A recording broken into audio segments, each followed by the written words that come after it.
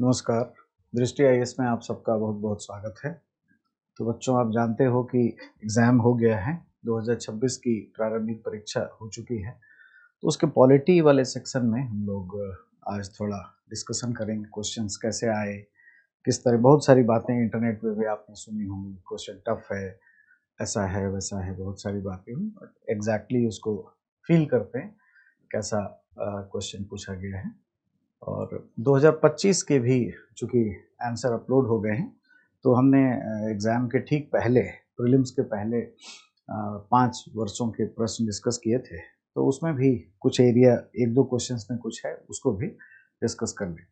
तो जैसा कि आप जानते हैं 24 मई का ये पेपर है और ये सीरीज़ ए का क्वेश्चन मैं डिस्कस करने जा रहा हूँ, ठीक है? इसमें जो क्वेश्चंस हैं पॉलिटी और गवर्नेंस वाले, उनको भी हम लोग देखेंगे, ठीक है? और इन बिटवीन हम लोग बात भी करते रहेंगे क्वेश्चंस की प्रकृति कैसे रही और प्रवृत्ति कैसी है, ठीक है? एक तो क्वेश्चन नंबर 51 ये है, जैसा हम लोग देख रहे हैं स्क्रीन पर। सबसे पहले ये ध्यान देना है कि क्वेश्चन जो है वो थोड़ा मतलब एनालिटिकल है, टफ नहीं कहेंगे इसको। कई बार हमने सुना, मतलब यूट्यूब पे खूब सारा कहा गया कि क्वेश्चन टफ है, यूपीएससी ने ऐसा कर दिया, वैसा कर दिया, आउट ऑफ द बॉक्स हो गया। कुछ लोगों ने अपने मतलब यूट्यूब मतलब ज़्यादा व्यू आए इसके लिए भी कुछ ज़्यादा ही क्रिटिकल कह दिया। यूपीएससी ने ऐसा कुछ नया नहीं किया। जो भी हुआ है, जो केस बेस्ड क्वेश्चन आ गए हैं, ऐसा यूपीएससी कर चुकी है, पहले हिंट दे चुकी है कई जगह। ये मैं आपको साबित करूंगा इससे, और धीरे धीरे जब हम लोग इसमें गुजरेंगे तो देखेंगे कि क्या सवाल है। अब एक केस बेस्ड क्वेश्चन है, ऐसे जीएस पेपर 4 में भी क्वेश्चंस आते हैं। विकास सर ऐसे आपको अकाउंटेबिलिटी वगैरह के क्वेश्चंस भी डिस्कस किए होंगे। बट ये जनरल एडमिनिस्ट्रेटिव स्किल है, और गवर्नेंस का पार्ट जो है, जो पेपर 2 में पढ़ना है पॉलिटी के साथ, ये उसी से संबंधित होता है। अब ये कह रहा है क्वेश्चन, मिस्टर एक्स एक वरिष्ठ अधिकारी हैं जो किसी विश्वमारी के दौरान एक निर्णायक टीकाकरण कार्यक्रम के निरीक्षण कर रहे थे। उन्होंने पाया कि टीके के वितरण के लिए उत्तरदायी एक निजी सेवा प्रदाता लाभ अर्जित करने के लिए गुणवत्ता से समझौता कर रहा है। निहित स्वार्थों के कारण इस मामले को निपटाने हेतु अत्यधिक दबाव बनाने के बावजूद अपने जीविका करियर के विविध प्रशिक्षण कार्यक्रमों में भागीदारी के दौरान सीखे गए लोक प्रशासन, पब्लिक एडमिनिस्ट्रेशन के सिद्धांतों के आधार पर उन्होंने अपनी आवाज उठाई। जो अधिकारी है मिस्टर एक्स, है ना, उन्होंने इस मामले को समुचित सतर्कता प्राधिकारी, विजिलेंस ऑफिसर्स को प्रतिवेदित किया और नागरिकों के कल्याण को सुनिश्चित करने के लिए उस संविदा को रोक दिया, है ना। श्री एक्स जो कि ये अधिकारी हैं की कार्रवाई लोक प्रशासन के निम्नलिखित सिद्धांतों में से कौन कौन से सर्वाधिक प्रभावी रूप से प्रदर्शित होता है। अब देखिए, पब्लिक एडमिनिस्ट्रेशन या एडमिनिस्ट्रेशन का एक सिंपल प्रिंसिपल है अकाउंटेबिलिटी। जीएस पेपर 4 में भी पढ़ना है, पेपर 2 में भी। जैसे गवर्नेंस के बहुत सारे चैप्टर हैं जिसमें ट्रांसपेरेंसी, अकाउंटेबिलिटी, सिटीजन चार्टर, है ना, ई गवर्नेंस, ये सब हम लोग पढ़ते हैं।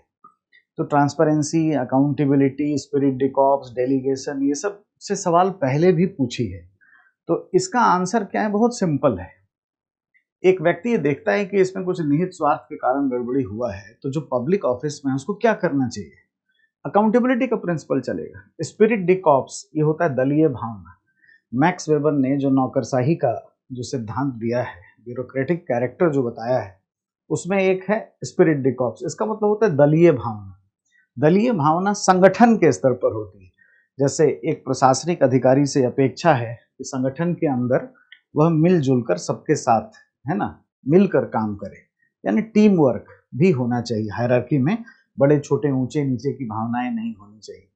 तो ये तो कोई काम करने का होता तो उस संदर्भ में होता, स्पिरिट डी कॉर्प्स तो चलेगा नहीं। इक्वालिटी, इक्वालिटी का यहाँ कोई दिखता नहीं है, सिंपल है, ऑड वन आउट हो जाता है। एक शब्द दिया हुआ है प्रत्यायोजन, डेलीगेशन। डेलीगेशन क्या होता है। डेलीगेशन एक प्रक्रिया है जिसमें कोई अधिकारी अधीनस्थों को कोई कार्य सौंपता है और उस कार्य के संदर्भ में सत्ता भी स्थानांतरित की जाती है। अंतिम सत्ता का स्थानांतरण उसमें नहीं होता है, ये बात है। अंतिम सत्ता हमेशा अधिकारी के पास बनी हुई होती है। जैसे मान लीजिए कोई कोई मंत्रालय है ये, जिसमें सेक्रेटरी हैं, उसके नीचे ज्वाइंट सेक्रेटरी हैं। सेक्रेटरी ने कोई काम दिया संयुक्त सचिव को कि आप जैसे किसी परियोजना के लिए कोई कॉन्ट्रैक्ट निकाल दीजिए, तो उतना धन खर्च करने का अधिकार भी उनको दिया जाएगा। लेकिन परियोजना का जो मानक होगा कि जैसे हमें सड़क बनानी है, तो अपने मन से ज्वाइंट सेक्रेटरी को ये तय नहीं कर लेंगे कि हम पुल भी बना देते हैं या कुछ और भी कर देते हैं। यानी अंतिम सत्ता ये टॉप लेवल पे जो डेलीगेटर है, जिसने काम दिया है, प्रत्यायोजक है, उसी के पास बना रहता है। तो यहाँ पे भी कुछ ऐसा दिख नहीं रहा है। और जो बच गया वो है अकाउंटेबिलिटी। उत्तरदायित्व को सुनिश्चित करने के लिए ये बहुत जरूरी होती है कि एक अधिकारी क्या करे, वो इस तरीके से बात करे। तो इसका आंसर तो सी है। ये हो गई आंसर की बात। अब हम लोग जो डिस्कशन आज रख रहे हैं, उस डिस्कशन का सिर्फ ऑब्जेक्टिव ये नहीं है कि इसके सिर्फ हम आंसर बताएं। आंसर आप वैसे भी देख लिए होंगे। इस तरह की चीज़ों को समझें कि क्या यूपीएससी ने कुछ नया कर दिया या इस तरह का चीज़ वो पहले भी करते रही है, ये मैं आपको समझाता हूँ। पहले आप देखिए, डेलीगेशन जो है, इस पे एक बार सवाल पूछा गया है। अभी एक क्वेश्चन 2018 का सीरीज ए का है। इसमें डेलीगेशन का कॉन्सेप्ट यूपीएससी ने कैसे पूछ लिया है, ये मैं आपको बताना चाह रहा हूँ। ये एक समिति के बारे में पूछा गया है ना, अधीनस्थ विधायन की समिति। इस समिति ये जो काम करती है वो ये देखती है कि कहीं जो प्रत्यायोजन किया गया है, संसद के द्वारा कार्यपालिका को विधान बनाने की शक्तियां दी गई हैं, तो कहीं कार्यपालिका ने अति तो नहीं कर दिया। कहीं ऐसा तो नहीं हुआ कि वो अपने कर लगा लिया बिना किसी कानून के, यानी आर्टिकल 117 के बिना, यानी बिना फाइनेंस एक्ट पारित किए हुए क्या कर लगा लिया? क्या बिना 114 आर्टिकल से विनियोग विधेयक पारित किए हुए कार्यपालिका ने खर्च कर लिया है? तो डेलीगेशन के मामले पर वो चेक करती है। अभी ये क्वेश्चन इस साल का नहीं, अब सिर्फ ये देखिए कि क्वेश्चन क्या बोल रहा है। यूपीएससी के पैटर्न को समझिए। वो जो क्वेश्चन पूछती है वो ये मान के चलती है कि कोई रट के ना आए, उससे रिलेटेड कॉन्सेप्ट भी लोग सीखे हुए रहें। जैसे देखिए, भारत की संसद के संदर्भ में निम्नलिखित में से कौन सी संसदीय समिति इसकी समीक्षा करती है और सदन को सूचित करती है जो विनियम, नियम, उपनियम, उपविधि आदि बनाने की शक्तियां संविधान द्वारा प्रदत्त है, सदन द्वारा प्रत्यायोजित उन कार्यपालिका द्वारा प्रत्यायोजनों डेलीगेशन की परिधि के भीतर उचित प्रयोग हो रहा है। तो समिति की संरचना पूछा जा रहा है। क्या ये पूछ रहे कि उसमें कितने सदस्य होते हैं, क्या ये लोकसभा के हैं या ये राज्यसभा की समिति? तो फैक्चुअल लाइन पे है क्या? नहीं, कॉन्सेप्चुअल लाइन पे है। डेलीगेशन के कॉन्सेप्ट जिसको क्लियर हैं, है ना, वो टिक कर देंगे। डेलीगेशन में अंतिम शक्ति हमेशा रहेगी ऊपर प्रत्यायोजक के पास। तो ये कोई नया नहीं कर रहा है। अब यूपीएससी ने यहाँ पर भी डेलीगेशन उठा के डाला है। इस तरह की चीजें ये मेंस में भी करते हैं। अगर आप क्वेश्चन एनालाइज करना लग जाएंगे ना, पीवाईक्यू को देखने लग जाएंगे, देखिए अपना मिजाज जो ऐसा बनाइए, अपना अपना जो कॉग्निटिव जो माइंडसेट है, सोचने समझने की जो चीजें हैं, वो आप यूपीएससी के से सीखिए। तकिए के पास डाउनलोड करके प्रीलिम्स और मेंस के क्वेश्चन रखिए, खूब पढ़िए, तो धीरे धीरे आप उसमें एकदम डूब से जाएंगे। आप उसका समझ विकसित कर पाएंगे कि क्या चाहती है, कैसे सोचती है। तो आप देखिए सवाल के पैटर्न देखिए, एक मेंस में भी ये सवाल पूछे हैं। ये भी एडमिनिस्ट्रेटिव स्किल के बिना ये नहीं होगा। डिपार्टमेंटल स्टैंडिंग कमेटी पे मेंस में सवाल है। 2021 में मेंस में सवाल पूछा गया है कि विभागों से संबंधित स्थायी समितियां प्रशासन को अपने पैर की उंगलियों पर, है ना, टो पर खड़ी करती है, ठीक है, संसदीय नियंत्रण के लिए सम्मान प्रदर्शन करने हेतु प्रेरित करती हैं। उपर्युक्त उदाहरणों के साथ ऐसी समितियों के कार्यों का मूल्यांकन दीजिए। करेक्ट। तो ये जो बेसिकली सवाल जो पूछा जा रहा है, इस सवाल में ये भी नहीं है कि आप कोई क्वेश्चन का डिमांड ये नहीं कि डिपार्टमेंटल स्टैंडिंग कमेटी की संरचना और उसकी प्रक्रिया का वर्णन करें, बल्कि डिमांड ये है कि कैसे ये प्रशासन को अकाउंटेबल बनाता है। तो अकाउंटेबिलिटी के लिए तो सवाल पूछा जाता रहा है पहले से भी। सूचना के अधिकार पे मेंस में सवाल पूछा गया है। सिटीजन चार्टर पे 2024 में सवाल पूछा गया था। लगातार सवाल आता ही रहता है पारदर्शिता उत्तरदायित्व से। तो इसको कोई ये घोषित कर देना कि मतलब आउट ऑफ द बॉक्स कुछ हो गया, हाँ, ये तो सैल्यूट करना पड़ेगा कि ये जो यूपीएससी है इसको नवाचार आता है। पुरानी चीजों को नए तरीके से पूछ लेना, ये कोई यूपीएससी से सीख है। ये तो है इनका पूछने का तरीका। तो इसको बहुत कुछ ऐसा ना समझें कि कोई यूनिक हो गया, कोई आउट ऑफ द बॉक्स हो गया, ऐसा चीज होता रहा है। अगर आप प्रीवियस ईयर के क्वेश्चंस देखते हैं तो ये कोई बड़ी बात नहीं।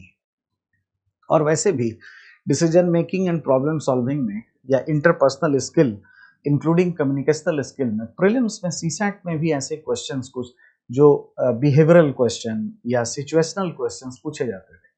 मतलब ऐसे प्रश्न जिससे लोगों को ये अंदाजा हो जाए कि किसी परिस्थिति में कोई व्यक्ति कैसे कार्य करता है, एक व्यक्ति बिहेव कैसे करना चाहिए, जो प्रशासनिक अधिकारी है उसको किस तरीके से अपना आचरण रखना चाहिए, किसी परिस्थिति में डिसीजन कैसे लेना चाहिए। उसी का एक और नमूना आपके सामने है जो केस बेस्ड सवाल पूछ रहा है, जो मैंने जब डिस्कस किया था अभी एग्जाम के कुछ टाइम पहले 5 वर्ष के क्वेश्चन, उसमें हमने आपको कहा था कि नॉलेज के साथ साथ एक ना अपना विजडम भी जरूरी है, प्रशासनिक माइंडसेट विजडम भी जरूरी है। लीगल, पॉलिटिकल, एडमिनिस्ट्रेटिव विजडम के आधार पे भी हम तर्क से सही आंसर तक पहुंच जाते हैं। अब देखिए एक सवाल और है। एक बहुजातीय जिले में जहां आर्थिक प्रतिस्पर्धा और ऐतिहासिक शिकायतों के परिणाम स्वरूप प्रायः सामुदायिक तनाव उत्पन्न होते हैं, सामुदायिक तनाव हो रहे हैं, यहाँ पर पॉइंट ये है। वहां एक जनजातीय उपग्राम के निकट एक अपशिष्ट प्रबंधन सुविधा केंद्र के लिए भूमि आवंटित करने की बात हो रही है। भूमि का आवंटन करने की बात हो रही है ना। सरकारी निर्णय से एक चिंगारी निकली और जनजातीय समुदाय का विरोध, है ना, भड़क उठा, जिसमें दावा किया गया कि यह भूमि उनकी सांस्कृतिक पहचान के लिए है।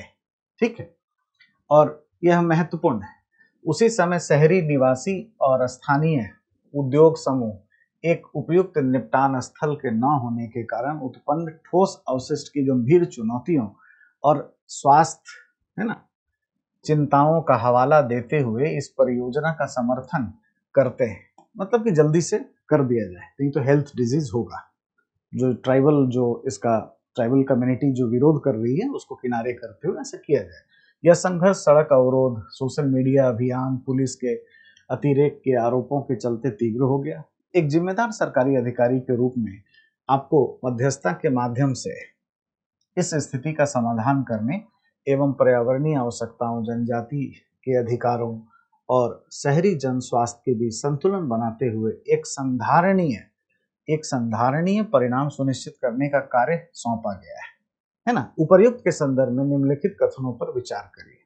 देखिए केस ये है, सिचुएशन ये है कि एक अधिकारी है, वो एक संविदा करता है वेस्ट मैनेजमेंट के लिए, अपशिष्ट के लिए लैंड जो है वो आवंटित करता है।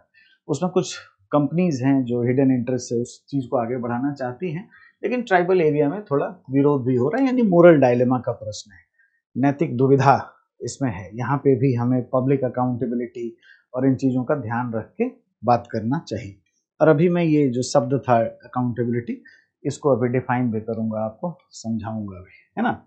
अब इसका ढूंढ लेते हैं कि इसका आंसर क्या है। अब आपको क्या करना है ऐसे सिचुएशन में।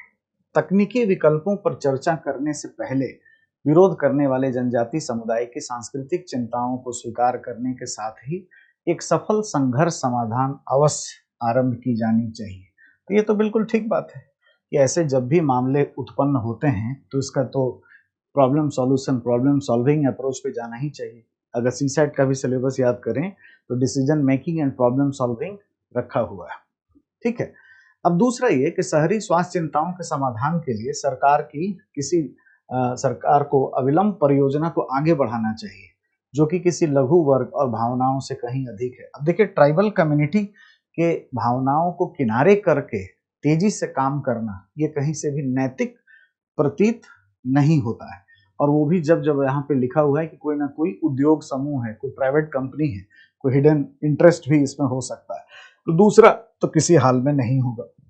तीसरा, पारस्परिक समझ विकसित करने और तनावों को कम करने में सहायता के लिए जनजातीय नेताओं, पर्यावरण विशेषज्ञों, नगर पालिका के प्रतिद्वंदियों को सम्मिलित करते हुए एक बहुहितधारक संवाद मंच का गठन करना चाहिए। ठीक है, जब भी ऐसी दुविधा हो तो हमें क्या करना चाहिए, प्रशासनिक अधिकारी को सभी स्टेक होल्डर को बुला करके और डिस्कस करना चाहिए।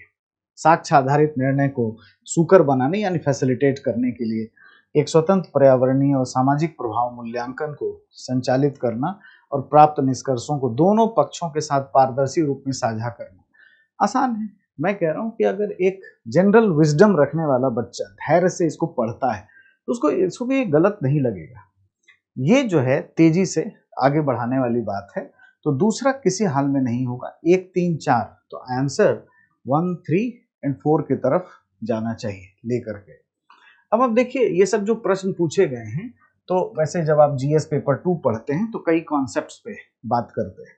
अब 2-3 शब्द मैं लिख रहा हूं। एक शब्द है अकाउंटेबिलिटी,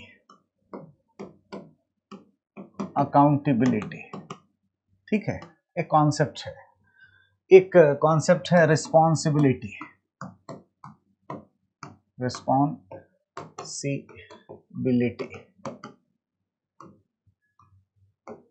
ठीक है। एक शब्द हम लोग यूज करते हैं आंसरेबिलिटी,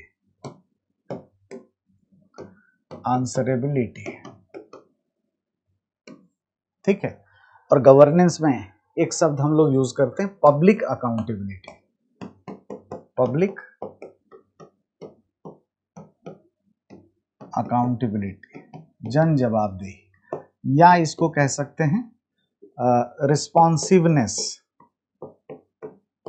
रिस्पॉन्सिवनेस, रिस्पॉन्सिवनेस।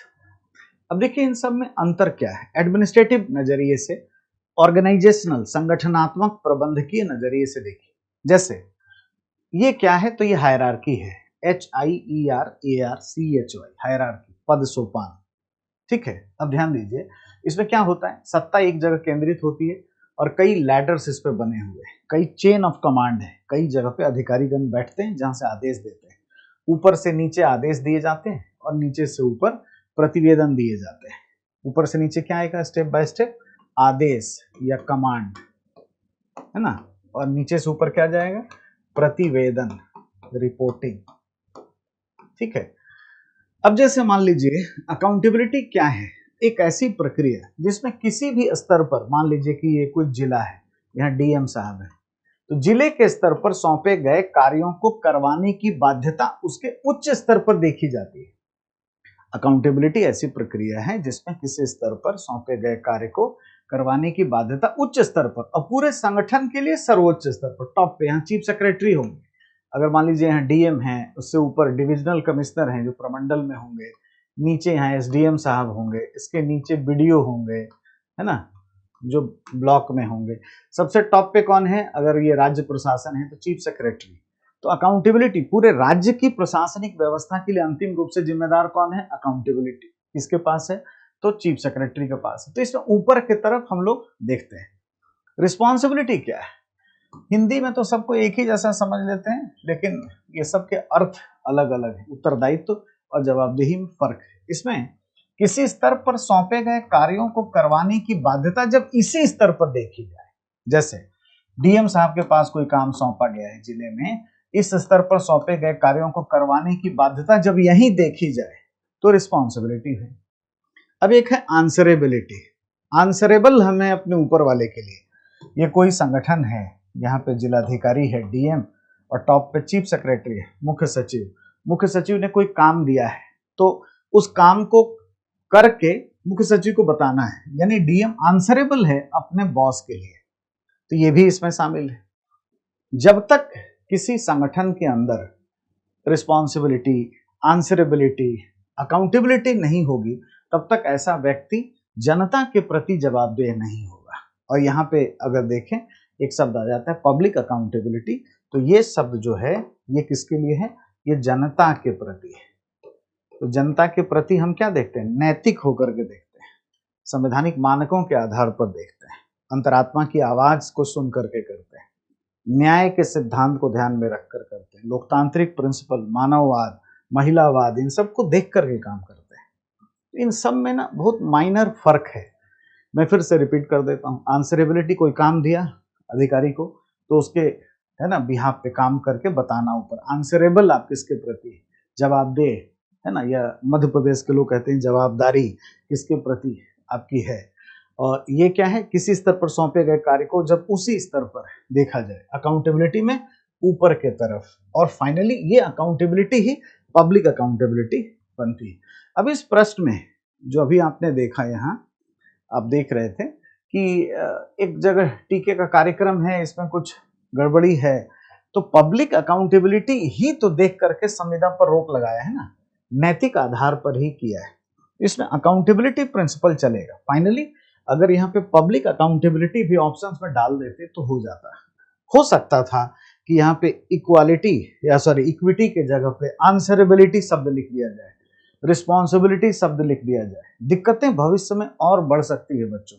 अगर हो सकता है कि इस तरह के प्रश्न भविष्य में भी बने कोई केस बेस, तो रिस्पॉन्सिबिलिटी से ज्यादा बेहतर, ज्यादा प्रभावी होगा अकाउंटेबिलिटी, तो उस शब्द को चूज करना होगा।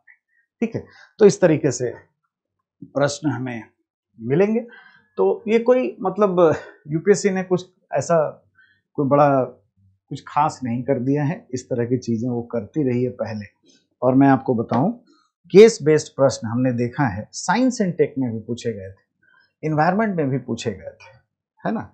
बहुत साल पहले की बात है, ऑप्शनल में, पब्लिक एडमिनिस्ट्रेशन के ऑप्शनल में एक बार केस बेस्ड एडमिनिस्ट्रेटिव बिहेवियर के क्वेश्चंस बनाए गए थे, और जो प्रश्न पब्लिक पॉलिसी के, पब्लिक एडमिनिस्ट्रेशन के ऑप्शनल में मैंने कई साल पहले, लगभग 15 साल पहले देखे थे, वही मैंने एथिक्स में भी देखे कि एक घाटी में जहाँ पे जनजातीय आबादी रहती है, वहाँ एक डैम बन रहा है, सबके विस्थापन की समस्या, सेम क्वेश्चन आया हुआ है। तो यूपीएससी का नेचर है, मतलब अगर कोई क्वेश्चंस में डूबा हुआ है, पीवाईक्यू में अगर अपने आप को रखा है, उसका सोचने का जो तरीका है ना, वो इसी के इर्द गिर्द बन जाता है और वो आसानी से हैंडल कर लेंगे। अब एक सवाल है, अब फिर एक सवाल देखिए, ये तो हमने देख लिया, ये दो प्रश्न के उत्तर आपने देखे। तीसरा एक केस बेस्ड, और सुश्री एक्स एक मध्य स्तरीय सिविल सेवा की अधिकारी है, मतलब ये मान लीजिए कोई संगठन है तो मध्य स्तर की अधिकारी है, एक नगर के शहरी विकास विभाग में कार्यरत है। हाल ही में वे एक सार्वजनिक अवसंरचना परियोजना, नए समुदाय उद्यान हेतु संविदा कॉन्ट्रैक्ट की अनुमोदन प्रक्रिया में सम्मिलित थी। अनुमोदन प्रक्रिया के दौरान उन्हें एक गोपनीय सूचना प्राप्त होती है ना, गोपनीय सूचना उन्हें मिलती है, जिसमें इसका उल्लेख है कि चयनित सूची में सम्मिलित एक संविदाकार जो कॉन्ट्रैक्टर है कि अन्य नगरों में घटिया कार्यशैली और भ्रष्टाचार के आरोप का पूर्ववृत्त रहा है। पहले का ऐसा बैकग्राउंड है कि कोई करप्ट प्रैक्टिसेस उस व्यक्ति ने किया है ना। यद्यपि विधि द्वारा कुछ भी प्रमाणित नहीं हुआ है, विभागाध्यक्ष श्री वाई, ये हेड है, मतलब वाई यहाँ पर है, और सुश्री एक्स मध्य स्तरीय है, उन्हें इस सूचना को परियोजना समिति अथवा जनता के समक्ष प्रकट न करने की सलाह देते हैं। कोई भी जो संगठन के टॉप पे है वो थोड़ा सा ज्यादा मैच्योर होता है, उसे लगता है कि कोई, मतलब प्रशासन में आप जानते ही हैं, जहाँ पे भी कॉमर्शियल एक्टिविटी होती है वहाँ लोग मैनिपुलेट भी करते हैं, पावर एंड पॉलिटिक्स प्रेशर भी रहता है, तो बिना मतलब की किसी चीजों के लिए योजना में कोई गड़बड़ी ना हो जाए, इसके लिए उन्होंने कहा, क्योंकि इससे परियोजना में विलंब हो सकता है और नगर की प्रतिष्ठा को हानि हो सकती है। जाहिर है एक मैच्योर अधिकारी ऐसा ही सोचेगा। हालांकि सुश्री एक्स का मानना है कि ऐसी सूचना को रोकना पारदर्शिता और जनता के विश्वास से समझौता करना होगा। ये मानती हैं, एक इंटीग्रिटी वाली अधिकारी है कि ऐसा करना ठीक नहीं है, ट्रांसपेरेंसी के अगेंस्ट में है। खूब ट्रांसपेरेंसी अकाउंटेबिलिटी से सवाल पूछे। अब ये इसमें है कि सुश्री एक्स को निम्नलिखित में से क्या करना चाहिए। अब चाहिए है, should be, would be, ought to be, likely to be. अब ये क्या है, परियोजना समिति और जनता के समक्ष तत्काल सूचना को प्रकट करना चाहिए। ऐसा करना इमोशनल इंटेलिजेंस नहीं रखता एक अधिकारी, और एक अधिकारी बहुत ही ज्यादा एग्रेसिव है, इगोइस्टिक है, वो ऐसा परिचायक होगा अगर ऐसा बिहेवियर वो करता है। तो ये कंडक्ट रूल भी नहीं है, जो कोड ऑफ कंडक्ट है 1964 में, उसमें भी ऐसी चीजें हैं। ये मतलब ऑफिशियल सीक्रेट एक्ट 1923 का है कि कोई कॉन्ट्रैक्ट या खरीद बिक्री, सेल परचेज, उसके बारे में तत्काल आप जानकारी रिवील नहीं कर सकते हैं, तो कानून का भी उल्लंघन हो जाता है। तो ये तो बिल्कुल ठीक नहीं है, पहला स्टेटमेंट बिल्कुल गलत है। दूसरा है कि परियोजना की संपूर्णता, इंटीग्रिटी के संरक्षण के लिए चयनित सूची के संविदाकार को हटाने की अनुशंसा करनी चाहिए। अब देखिए ये है कि भाई ये साबित नहीं हुआ है, यहाँ देखिए विधि द्वारा प्रमाणित नहीं हुआ, अभी आरोप लगा है। तो ऐसे तो कोई भी सरकार किसी को भी ठेकेदारी देगी, जो राइवल कंपनी होगी आरोप लगा देगी कि ये गलत करना चाहते हैं। तो अगर ऐसा ही करते रहें तब तो बड़ा मुश्किल हो जाएगा। अगर ये केस में ये रहता कि हाँ साबित हो गया है, तो इसलिए सेकंड ऑप्शंस भी बहुत अच्छा नहीं है। अब उसके बाद क्या है, कुछ समय के लिए जनता से इस सूचना को गोपनीय रखते हुए किसी निरीक्षण समिति को एक सीमित प्रकटीकरण प्रस्तावित करना चाहिए। ठीक बात है, एक कमेटी का गठन करिए, इन्वेस्टिगेट करिए, पता करिए कि क्या बात है। तो only 3 is the correct answer. अब ये भी देखिए दिखाता है, या ये भी इस बात का परीक्षण करना चाहता है कि एक अधिकारी जो सिविल सेवा में इंटर करना चाह रहा है, उसकी मतलब उसमें क्या नोशन है, उसकी इंटीग्रिटी कितनी है, वह फिट है या नहीं है, इमोशनली इंटेलिजेंट है, एक सिचुएशन में जहां पावर एंड पॉलिटिक्स होता है उस दबाव में काम कर सकता है या नहीं कर सकता है, इस बात का परीक्षण हो रहा है। तो आंसर सिंपल है, मतलब इस तरह के प्रश्नों के लिए पढ़ने की क्या ही जरूरत है एक विजडम चाहिए। आईएएस की जो तैयारी करता है, जो पढ़ लेता है इस तरह से, जो पॉलिटी, गवर्नेंस या एथिक्स जैसे चैप्टर्स को पढ़ता है, थोड़ा केस स्टडी सॉल्व करता है, उसके लिए कुछ भी नहीं है। तो कहीं से ये नहीं कहा जाएगा कि बहुत टफ भारी क्वेश्चन आ गया है और बहुत ज़्यादा कुछ शिकायत करने की जरूरत है, ऐसी बात नहीं। अब एक प्रश्न संख्या 55 है, सीरीज ए हम लोग डिस्कस कर रहे हैं। क्वेश्चन है, भारत के संविधान के संदर्भ में निम्नलिखित कथनों पर विचार करिए, और हमें क्या करना है, सही ढूंढना है। ठीक है, भारत के संविधान में ऐसा कोई अनुच्छेद नहीं है जो कि विनिर्दिष्ट करता हो कि भारत के संविधान को आधिकारिक रूप से भारत का संविधान कहा जाएगा। अब देखो ये शब्द जो है ना, विनिर्दिष्ट, यूपीएससी का फेवरेट वर्ड है। अगर आप पीवाईक्यू पढ़ोगे, अगर हिंदी मीडियम से भी से पढ़ोगे ना, आपको तंग नहीं होगे। ये हमेशा स्पेसिफाइज कि हिंदी ट्रांसलेशन हमने देखा है वो इसी तरह से करती है। तो मतलब एक तो मैं आप लोगों को सुझाव देना चाहूंगा कि पीवाईक्यू खूब पढ़िए। पढ़ने से कॉग्निटिव इंटेलिजेंस बढ़ता है, आपको पहले से आइडिया रहता है, परसेप्शन बन जाता है कि किस तरह के प्रश्न पूछे जाएंगे या नहीं पूछे जाएंगे। भारत के संविधान में ऐसा कोई भी अनुच्छेद नहीं है जो कि विनिर्दिष्ट करता हो कि भारतीय स्वतंत्रता अधिनियम 47 है ना, इंडियन इंडिपेंडेंस एक्ट, और भारत सरकार के अधिनियम 35 ऑफ इंडिया एक्ट को निरसित किया गया हो। ठीक है, सिंपल सब एक्ट है और ये 22 भाग के प्रावधान है, ये ध्यान रखिए। और अगर आप देखेंगे जैसे भाग 22 जो है वो 3 चीजों के लिए वर्णित है ना, लास्ट में जो मूल जो संविधान है हमारा वो 222 ही भाग था, बाद में अमेंडमेंट करके हमने 25 कर लिया। तो संक्षिप्त शीर्षक क्या है, आर्टिकल 393 ये कहता है कि भारत का संविधान कहा जाएगा। वैसे भी हम लोग कॉन्स्टिट्यूशन ऑफ इंडिया बोलते रहते हैं ना, तो पहला जो है ये आर्टिकल 393 में है, ये कह रहा है कि कहीं ऐसा लिखा हुआ नहीं है, तो स्टेटमेंट क्या हो जाएगा, गलत हो जाएगा। अब दूसरा है कि ये सब को निरसित किया गया है, निरसन के लिए, रिपील के लिए आर्टिकल 395 है।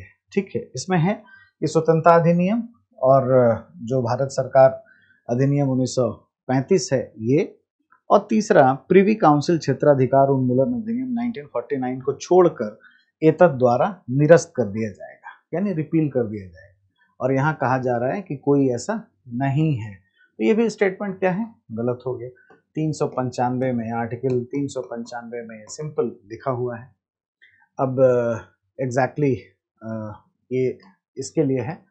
ठीक, अगर हम तीसरे को देखें कि भारत के संविधान में कोई अनुच्छेद नहीं है जिसमें भारत के संविधान के प्रारंभ होने की तारीख से 26 जनवरी 50 का उल्लेख है। तारीख तो दिया हुआ है संविधान में, आर्टिकल 394 हमने अपने बच्चों को क्लास में भी दिखाया, नागरिकता का चैप्टर पढ़ाते समय आपको बताया होगा, है ना। तो ये भी स्टेटमेंट गलत है, क्योंकि यहाँ पे भी नहीं वाला शब्द ढूंढना है, सब अनुच्छेद नहीं है, नहीं है, नहीं है, तो है ये 395 के लिए है। ये जो है 394 आर्टिकल 394 है, इसमें दिया हुआ। देखिए जब संविधान का कमेंसमेंट हुआ, प्रारंभ हुआ, तो वो एक आर्टिकल में दिया गया। हमने अपना संविधान कब अपनाया है, 26 नवंबर 1949 को, जब उद्देशिका का हम पाठ करते हैं और उसको अपना लेते हैं। ठीक है, हालांकि उद्देशिका का प्रस्ताव जो है संविधान सभा में कब लाया गया था, तो 13 दिसंबर 1946 को। और 22 जनवरी 1947 को उसे स्वीकार कर लिया था, है ना। अब देखिए ये कह रहा है, इसका कमेंसमेंट आर्टिकल 394 क्या कह रहा है, यह अनुच्छेद मतलब आर्टिकल 394 और ये नागरिकता वाले कुछ 5, 6, 7, 8, 9 ये आप देखेंगे तुरंत लागू होंगे, मतलब कुछ अनुच्छेद तुरंत लागू होंगे। तुरंत से यहाँ क्या मतलब है, 26 नवंबर 26 नवंबर 1949। अब ऐसा समझिए ऐसा किया क्यों गया होगा। अब जैसे नागरिकता के लिए अगर आप पहले से लागू नहीं करेंगे तो अचानक से मतदान कैसे कराएंगे, इलेक्शंस वगैरह कैसे करेंगे, इलेक्टोरल रोल कैसे बनाएंगे। तो आर्टिकल 5 में 3 शर्तें दी गई हैं। पाकिस्तान से कुछ लोग आए थे तो नागरिकता कैसे देंगे आर्टिकल 6 में। आर्टिकल 7 में कुछ लोग यहाँ से गए, पाकिस्तान से आ गए तो नागरिकता देने की बात है। आर्टिकल 8 में जो PIO persons of Indian origin है 1935 के भारत शासन अधिनियम से जिन्हें नागरिकता थी, विदेशों में रहते थे, उनके लिए नागरिकता का प्रावधान है। आर्टिकल 9 ये कहता है कि अगर आप किसी दूसरे देश की नागरिकता ले लेते हैं तो यहाँ से नागरिकता समाप्त हो जाएगी। जैसे कोई पाकिस्तान का ही ले ले तो समाप्त हो जाएगा, या किसी और देश का। तो ऐसे कुछ प्रावधान तुरंत लागू हो गए।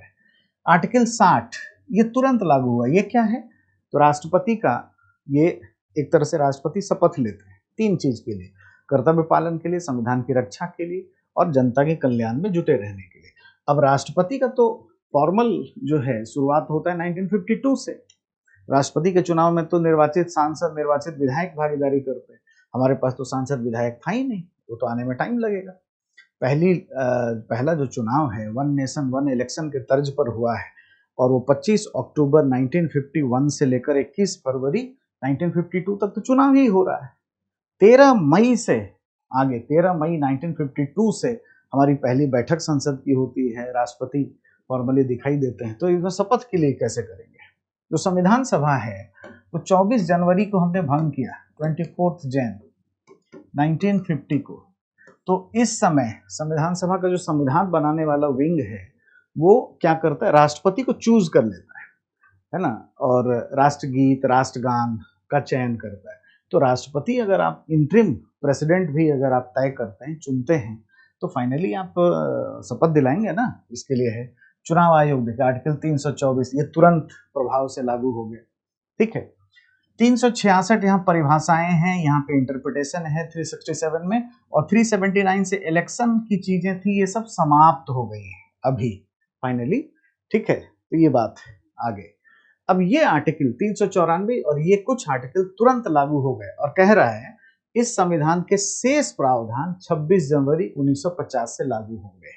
तो इस तरीके से क्रमशः संविधान हमारा कमेंसमेंट हुआ है या लागू हुआ है। तो ये तीनों ही जो स्टेटमेंट है गलत है, तो इसका मतलब ये हुआ कि कोई भी कथन सही नहीं है। तो ऐसे क्वेश्चन हैं और हम लोग अपने क्लासरूम प्रोग्राम में नागरिकता का चैप्टर पढ़ते समय ये सब बच्चों को हमने स्क्रीन पर दिखाया भी है, ये सभी डिस्कस किया हुआ है। अब एक सवाल है क्वेश्चन नंबर 18 और सवाल ये है कि समुदाय आधारित राजनीतिक गठबंधनों की उत्पत्ति 1919 में, है ना, the genesis of the political alliances based on the community lay in the very nature of the Montagu Chelmsford reform 1919। तो ये कह रहा है कि समुदाय आधारित जो राजनीतिक गठबंधन बनने लगे ना, वो उसकी उत्पत्ति कब से हुई है, 1919 के मॉन्टेग्यू चेम्सफोर्ड सुधार के मूल स्वरूप में निहित थी। ले शब्द का प्रयोग है यहाँ पे। कई बच्चे जल्दबाजी में ये समझ लिए होंगे शायद कि 1919 के प्रावधान हमें बताना है, ऐसा नहीं कह रहा है। स्टेटमेंट को थोड़ा धीरे पढ़ना है, शांति से पढ़ना है। हम लोग क्लास में बोलते भी हैं कि थोड़ा स्लो जाना चाहिए। निम्नलिखित में से कौन सा कथन उपर्युक्त अभिकथनों का समर्थन करता है। पहला, इन सुधारों ने पृथक निर्वाचक मंडल के सिद्धांत को बनाए रखा और विस्तृत किया। तो बिल्कुल किया। देखिए 1909 से मुसलमानों के लिए सेपरेट इलेक्टोरेट की बात थी और 19 ने संस्थागत आधार दे दिया और सिख, भारतीय ईसाई और आंग्ल भारतीयों के लिए ये हुआ। तो ये पहला, एंग्लो इंडियन, सिख के लिए और भारतीय ईसाई के लिए हुआ। तो पहला स्टेटमेंट तो बिल्कुल ठीक है, इसी से हुआ था। पृथक निर्वाचक मंडल का उद्देश्य सशक्त होते भारतीय राष्ट्रवाद को प्रतिरोध करना था। दिस इज ऑब्वियस, बांटो और राज करो, है ना, उनकी नीति थी अंग्रेजों की, तो इसलिए इन्होंने शुरू किया। तीसरा ये है कि वंचित वर्ग पृथक निर्वाचक मंडलों के अंतर्निहित हितों के लिए एकजुट हुए। यह लाइन है एकजुट हुए, और ये ध्यान दीजिएगा 1919 एक्ट के प्रावधान नहीं है। ये कह रहा है कि जो समुदाय आधारित राजनीतिक गठबंधन बनने लगे, ये हम ये सोचिए कि हमारी कम्युनिटी का पार्टिसिपेशन होना चाहिए पार्लियामेंट में। इस बात की शुरुआत जो है, ऐसी राजनीति की शुरुआत मॉन्टेग्यू चेम्सफोर्ड के रिफॉर्म से मूलतः हुई है, ऐसा ये कह रहा है एक स्टेटमेंट। प्रावधान नहीं पूछ रहा है। अब अगर देखें तो वंचित वर्ग के लिए, डिप्रेस्ड क्लास के लिए जो लीगली अगर चले तो प्रावधान तो 1935 के भारत शासन अधिनियम में था, लेकिन ये एकजुट होने वाली जो बातें हैं, रैलीड अराउंड, ये होना शुरू हो जाता है। कैसे, आइए देखिए। ये है, अब ये जो स्क्रीनशॉट आप देख रहे हैं, ये इग्नू का है। इसमें जब आप कम्युनल अवार्ड, पूना पैक्ट, ये सब पढ़ते हैं तो ये इसमें साफ, अगर आप पढ़ेंगे या आप एनसीईआरटीज को भी अगर फॉलो करेंगे, जो एक स्टैंडर्ड बुक है जहां से आधार माना जा सकता है गवर्नमेंटल चीजों के लिए, तो since the 19th and early 20th century, 19वीं सदी का अंत, 20वीं सदी का प्रारंभ, है ना, early 20th century, there was a growing awareness among depressed class to raise their voice for legitimate rights। तो ये एक तरीके से शुरू हो जाता है कब से, अर्ली 20s, यानी ये जो 1910 या 1920 का जो दशक है, यहाँ से डिप्रेस्ड क्लास के बारे में समझबूझ होती है। कैसे होगी और इनका जड़ कहाँ होगा, तो देखिए मॉर्ले मिंटो रिफॉर्म के बारे में बात कर रहा है। तो 1909 से जब मुसलमानों के लिए सेपरेट, जो है मुस्लिम कम्युनिटी के लिए सेपरेट इलेक्टोरेट सिस्टम की बात की गई, तो थोड़ी थोड़ी समझ बननी शुरू हो गई। अब आगे चल के इसके बाद देखेंगे तो कुछ कुछ संगठन बन गए, जैसे बहिष्कृत हितकारिणी सभा, ये 1924 में, है ना, बनाई गई। B.R. अम्बेडकर साहब यहाँ हैं, और बेसिकली इसका भी उद्देश्य क्या था, दलितों का उत्थान, सामाजिक शैक्षणिक सुधार। और भी ऑर्गेनाइजेशंस बनते हैं। यहाँ देखिए, यहाँ मिस्टर BC मंडल ये एड्रेस करते हैं, all India depressed class conference Madras में हो रहा है।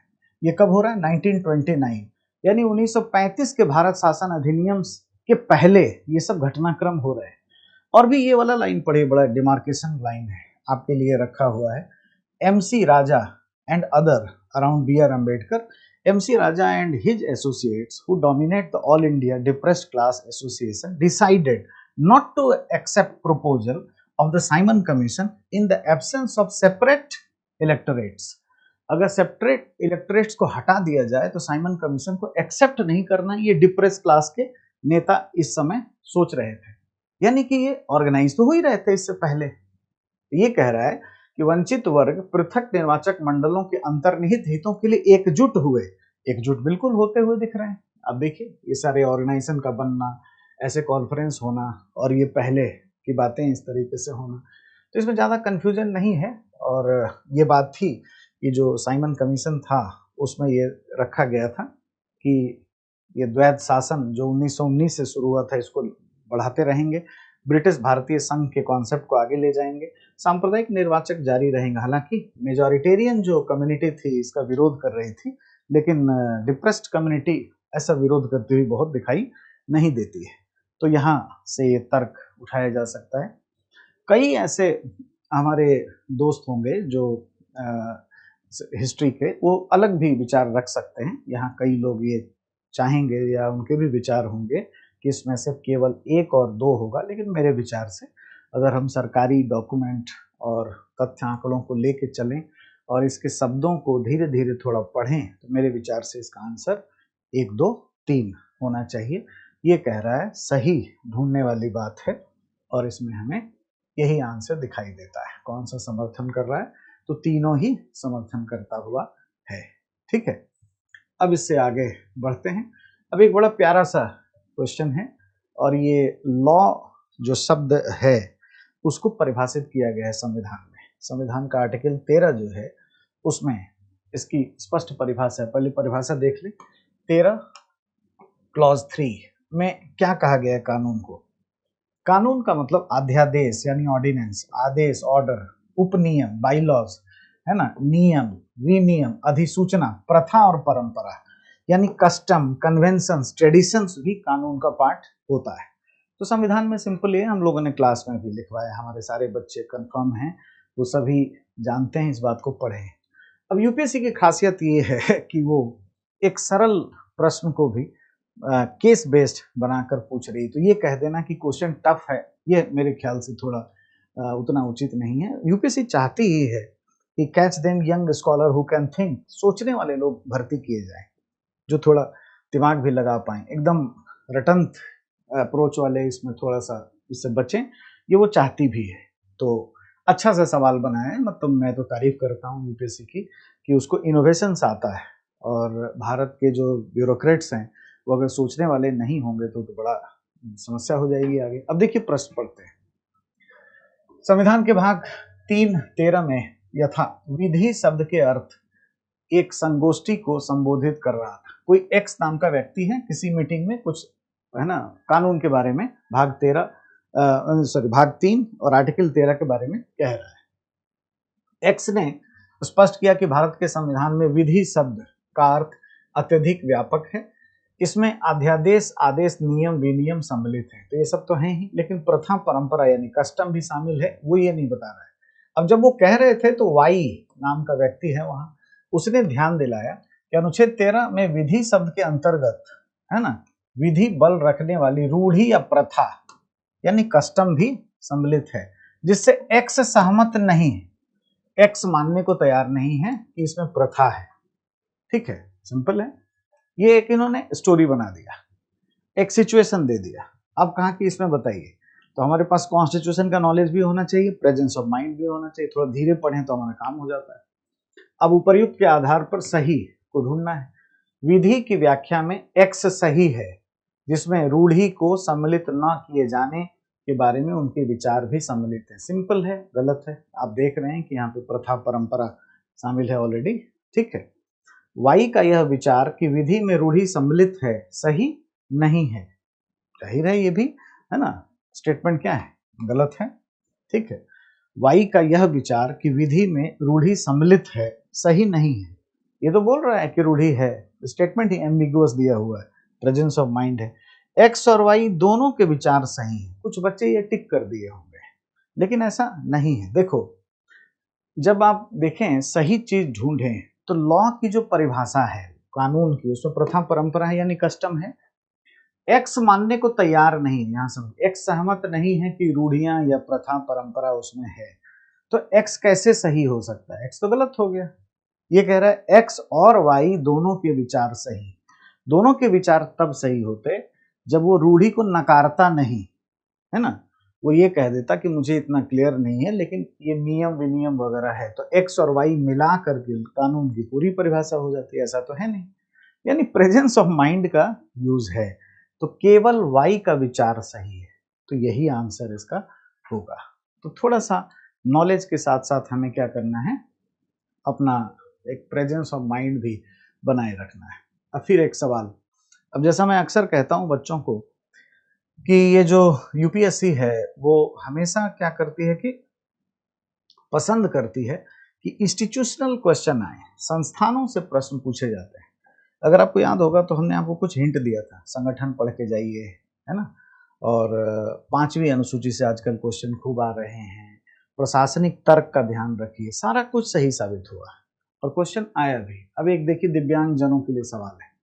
भारत की संसद ने 2018 में दिव्यांग जन अधिकार अधिनियम पारित किया है। क्लास में भी पढ़ाया है, बच्चे जानते हैं, हमारे 16 में है, 2016 में ही बना। तो फैक्चुअली करेक्ट है, ये करेक्ट नहीं है, तो स्टेटमेंट ही गलत हो गया। हमें ढूंढना क्या है, कौन दिए गए कूट का प्रयोग कर उत्तर चुनिए, क्या चूज करना है, सही चूज करना है। ठीक है, तो स्टेटमेंट गलत हो गया हमारा पहला। सुगम्य भारत अभियान 3 प्रमुख क्षेत्रों यथा निर्मित बुनियादी ढांचा, परिवहन प्रणाली और सूचना एवं संचार प्रौद्योगिकी की दिव्यांग जनों की सार्वभौमिक पहुंच प्राप्त करने के लिए केंद्रित है। देखो, इस तरह का स्टेटमेंट ना यूजुअली सही ही होता है ना। ये मीठी मीठी बातें हैं कि हाँ ऐसा करना, बुजुर्ग के लिए क्या चाहिए भाई, डिसेबल के लिए क्या चाहिए, या अशक्त व्यक्ति के लिए क्या चाहिए, बुनियादी ढांचा ठीक हो, परिवहन प्रणाली हो और सूचना एवं संचार प्रौद्योगिकी हो। अगर आप पॉलिसी भी पढ़ें करंट में तो ये भी आपको समझ आ जाएगा कि ये बात बिल्कुल ठीक कर रहा है। तो आप देखेंगे एक ऑर्गेनाइजेशन के बारे में बात है, ये हमने स्क्रीनशॉट रखा है कि कोई विवाद ना हो, तथ्यात्मक रूप से भी कोई चिंता ना हो। 2016 का अधिनियम है क्लास में हमने पढ़ाया है। क्लास में तो हमने भारतीय पुरुष आयोग भी पढ़ा दिया है। इस बार एक प्राइवेट मेंबर बिल लाया गया राज्यसभा में 2025 में, तभी भारतीय पुरुष आयोग नहीं बना है, राष्ट्रीय पुरुष आयोग, राष्ट्रीय महिला आयोग की तरह बनाने की बात हो रही है, वो भी हमने पढ़ा दिया है। मेंस में आप देखेंगे तो एनसीपीसीआर पे क्वेश्चन था, national commission for the protection of child right, यानी इंस्टीट्यूशन पसंद करते हैं यूपीएससी। तो ये स्टेटमेंट क्या है, ठीक है। अब तीसरा देखते हैं, राष्ट्रीय दिव्यांगजन वित्त विकास निगम कॉर्पोरेट कार्य मंत्रालय द्वारा स्थापित एक सार्वजनिक क्षेत्र का संगठन है। आपको लग रहा है आप अगर विजडम यूज करें, कॉर्पोरेट मामलों का मंत्रालय क्या देखेगी, प्राइवेट कंपनी, कॉर्पोरेट, उसका इससे क्या लेना देना होगा। अब सिंपल बात है, और जहां तक तथ्य देखना हो तो ये देखिए, मिनिस्ट्री ऑफ सोशल जस्टिस से है ये जो ऑर्गेनाइजेशन है ना, नेशनल दिव्यांगजन फाइनेंस एंड डेवलपमेंट कॉर्पोरेशन, ये कहाँ है, department of empowerment persons with disability और ministry of social justice and welfare, इसमें है। तो ये क्यों होने जाए कॉर्पोरेट मामलों में, इसमें तो कंपनीज होती है। तो ये स्टेटमेंट गलत हो गया। तो only 2 is the correct answer. मतलब कोई एलिमेंट्री आइडिया रखता हो, तर्क भी लगा ले कि कौन सा मंत्रालय किससे जुड़ा हो सकता है, तो हो जाता है आंसर। तो इसको टफ तो नहीं कहेंगे, इसको विजडम का प्रयोग कहेंगे। जब आप एग्जाम देते हैं तो एक्सरसाइज ऑफ नॉलेज इंपॉर्टेंट है, इसीलिए तो हम लोग डिस्कस किए थे क्वेश्चन कि आप थोड़ा प्रीवियस ईयर के क्वेश्चन से अपने आप को ऐसा बना पाए। अब देखिए आ गया क्वेश्चन, 5वीं अनुसूची, हमने बोला था 5वीं अनुसूची 6ठी अनुसूची, आजकल सवाल पूछते रहते हैं, इनको मन ही नहीं लगता आजकल, ऑर्गेनाइजेशन ये सवाल पूछते हैं। अब आइए देखिए, अब कितना सिंपल सवाल है, हमें क्या करना है, सही ढूंढना है। पहले तो ये डिसाइड कर लीजिए, भारत में अनुसूचित जातियों जनजातियों के संबंध में कथन पर विचार करना है। 5वीं अनुसूची यानी असम, मेघालय, त्रिपुरा, मिजोरम को छोड़कर इसमें प्रावधान किए गए हैं। ये कह रहे हैं जनजातीय क्षेत्र है, ये ट्राइबल एरिया के लिए नहीं है ना, ये शेड्यूल एरिया के लिए है। तो पहला स्टेटमेंट गलत हो। ट्राइबल एरिया के लिए कहाँ है, 6ठी अनुसूची 6 शेड्यूल में बातें की गई है। भारत की कुछ जनजातियां कतिपय आय पर आयकर के भुगतान से छूट का दावा करने की हकदार है। अब देखिए, कोई इनकम टैक्स एक्ट तो नहीं पढ़ता है और ना ही पढ़ना चाहिए। मैं तो कभी अपने बच्चों को नहीं बोलूंगा कि ऐसा पढ़ो, दिमाग थोड़ा लगा लो, थोड़ा और पढ़ो, विजडम का यूज कर लो। हालांकि इनकम टैक्स एक्ट 1961 की धारा सेक्शन 10 में ऐसा लिखा हुआ है कि कई सारे ट्राइबल कम्युनिटी बाहर होंगे, कतिपय, कुछ मेंशन नहीं है, ऐसा है। आप ये बताइए कि जो टैक्सेशन है, आप इकोनॉमी पढ़ते हैं तो प्रगतिशील टैक्सेशन की व्यवस्था है, यानी जो कम कमाई करने वाले हैं उनसे हम कम टैक्स लेंगे या नहीं लेंगे, बिलो पॉवर्टी लाइन है तो नहीं लेंगे। अब जब ट्राइबल कम्युनिटी की बात हो रही है, एक्स्ट्रा ऑर्डिनरली उन्हें हेल्प करते हैं, तो दिमाग ही लगा दें थोड़ा कि ऐसा छूट करने की हकदार होंगी, तो बिल्कुल ठीक है, इसमें कोई शक होना ही होना, मतलब शक की कोई गुंजाइश ही नहीं है। नेक्स्ट, भारत के संविधान में अनुसूचित जातियों और जनजातियों की स्त्रियों के लिए पंचायत में सीटों का आरक्षण है, 243D में है, आसानी से रिजर्वेशन की बात कर सकते हैं। तो जो 73वां संविधान संशोधन अधिनियम है या 74वां, उसमें भी SC ST और OBC को नहीं दिया गया है, ध्यान रखिए, SC ST और विमेन, 1/3 विमेन को रिजर्वेशन है।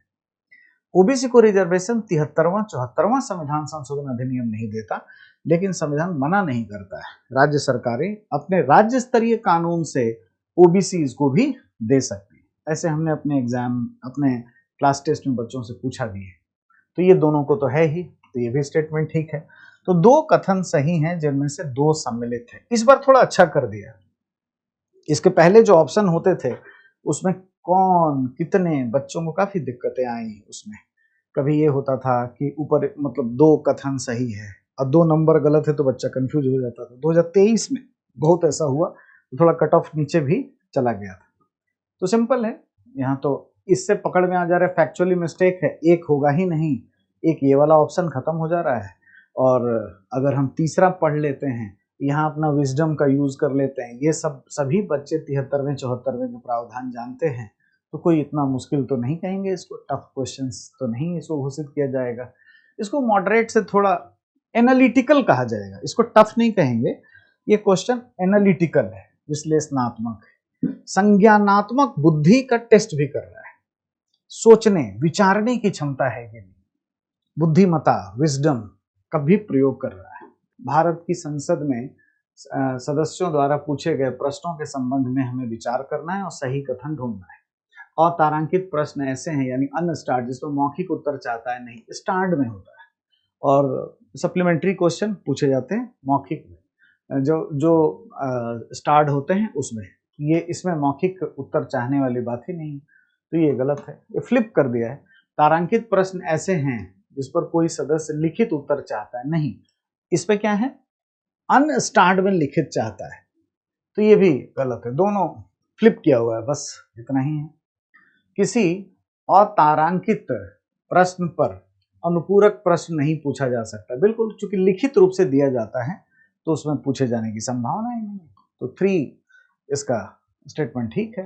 और आपको हमने कहा था संसद से क्वेश्चन बहुत आता है, देखिए क्वेश्चन आ गया, एग्जाम से पहले कहा था 5 साल का क्वेश्चन डिस्कस करके, कभी मौका मिला तो और 5 साल पीछे ले जाऊंगा, और ताकि आपके अंदर कुछ शब्दों को पकड़ने का। यूपीएससी कुछ नया नहीं कर रही है, यूपीएससी ना बस नवाचार कर रही है, नया नहीं कर रही है, नवाचार कर रही है।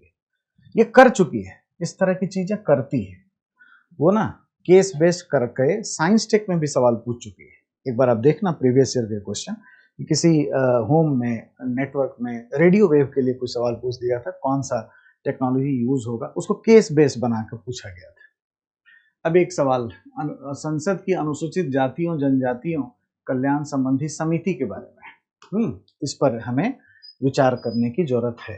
देखिए, यद्यपि इस समिति के सदस्यों को संसद के दोनों सदनों से निर्वाचित किया जाता है, तथापि राज्यसभा के सभापति द्वारा इस समिति के अध्यक्ष की नियुक्ति की जाती है। ये गलत है, ये ध्यान रहे, क्लास के बच्चों को पढ़ाया भी, उनके तो सबके कॉपी में भी है। कोई भी ज्वाइंट पार्लियामेंट्री कमेटी है, उसमें स्पीकर लोकसभा ही काम करता है, वही चेयरपर्सन तय करता है। जैसे एक समिति है, जैसे एस्टीमेट कमेटी की बात करें, उसमें प्रावधान ये है कि अगर डिप्टी स्पीकर लोकसभा का उसका मेंबर है तो ऑटोमेटिकली उसका पदेन सदस्य हो जाता है। पब्लिक अकाउंट कमेटी है तो विपक्ष का नेता सामान्यतः एक प्रथा परंपरा से उसका चेयरपर्सन होता है। मीनू मसानी पहले थे, 1967 के बाद से जब हमने विपक्ष के नेता की तरफ हम बढ़ना शुरू हुए और धीरे धीरे उसके बारे में अंडरस्टैंडिंग बनी, तो हम बनाना शुरू कर दिए, ठीक है। तो वो एक प्रथा परंपरा से, वो भी प्रावधान नहीं है, अगर वो नहीं हुआ तो स्पीकर का वहां पे भी डोमिनेशन रहेगा, हमेशा स्पीकर लोकसभा का रहेगा, ये ध्यान रहे। तो पहला खत्म।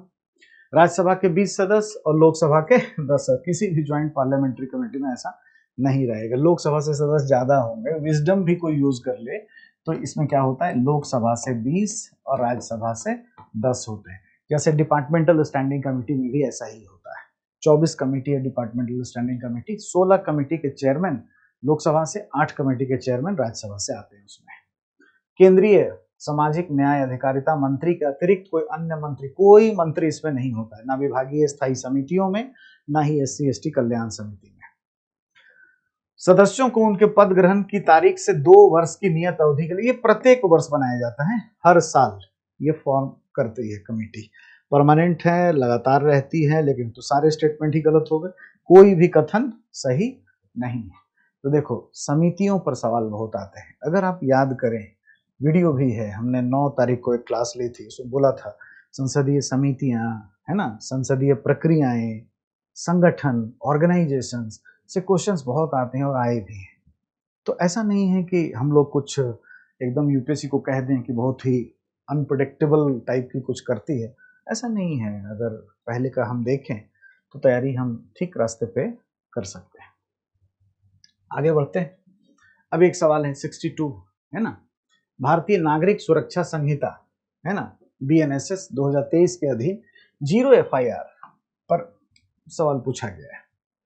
निम्नलिखित में से कौन सा कथन सही है? पहले तो ये समझना है कि ऐसा नहीं समझना चाहिए कि 0 FIR के बारे में हम पहले जानते ही नहीं थे, ऐसा नहीं, हम जानते थे और पहले भी इसके बारे में चीजें हो चुकी। आपको कुछ केस क्लास में भी पढ़ाया था, आपको याद दिला रहा हूँ, ठीक है। अगर याद हो आपको, CBI, एक बिहार के एक्टर थे, बड़े वाइब्रेंट एक्टर, उनकी मृत्यु हो जाती है दुर्भाग्यजनक तरीके से मुंबई में। अब वो हत्या है या आत्महत्या है, वो एजेंसी डिसाइड करेगी, तथ्य पे बात करें तो ऐसा ही। तो अब उसमें ये हुआ कि एक घटना घटी महाराष्ट्र में, बिहार में, है ना, मैं सुशांत सिंह राजपूत की बात कर रहा हूँ, बिहार में उनके पिताजी रहते थे, वो वरिष्ठ नागरिक थे और उनको लगा कि उनके खाते से मिस अप्रोप्रिएशन ऑफ फंड है, तो नज़दीक के थाने में जाके एफआईआर कर दिया। तो एक केस हुआ Riya Chakraborty versus state of Bihar and others का केस है। ये 2020 का केस है। ऋषिकेश रॉय इसके माननीय न्यायाधीश थे जिन्होंने फैसले दिए 2020 में। तो इसमें भी ये कहा गया था, इस फैसले में भी, और ये कब का है, 2020 का, यानी ये जो संहिता आप देख रहे हैं 23 की और 24 से ये लागू होती है, इससे पहले भी इसके लिए बातें सुप्रीम कोर्ट ने की हुई। मैं और भी उसके पहले ले जाता हूँ। इसी केस में रिया Chakraborty versus state of Bihar के केस में सुप्रीम कोर्ट ने डिसीजन दिया कि यदि कॉग्निजेबल ऑफेंस है, संज्ञेय अपराध है, तो भौगोलिक दूरी नहीं देखी जाएगी और एफआईआर होगा। और कोर्ट ऐसा पहले भी कह चुका है। यहाँ ध्यान दीजिए, ललिता कुमारी वर्सेस गवर्नमेंट ऑफ यूपी 2014 का केस है। ललिता कुमारी बनाम यूपी सरकार 2014 में सर्वोच्च न्यायालय ऐसा पहले ही बोल चुका है कि यदि कॉग्निजेबल ऑफेंस है, संज्ञेय अपराध है, ऐसा अपराध जिसके लिए जज के सामने जाने की जरूरत है, तो एफआईआर मस्ट है, होना ही होना है, और कहीं भी हो सकता है। भौगोलिक दूरी नहीं देखी जाएगी, यानी 0 एफआईआर भी हम इसके लिए कर सकते हैं। तो वो जो विवाद था कि बिहार में एफआईआर क्यों हुआ, घटना घटी महाराष्ट्र में, तो बिहार में एफआईआर क्यों हुआ, विवाद और भी आगे बढ़ गया। सीबीआई इंक्वायरी हुई, बिहार सरकार ने चूंकि बुलाया, सीबीआई गई जांच करने के लिए।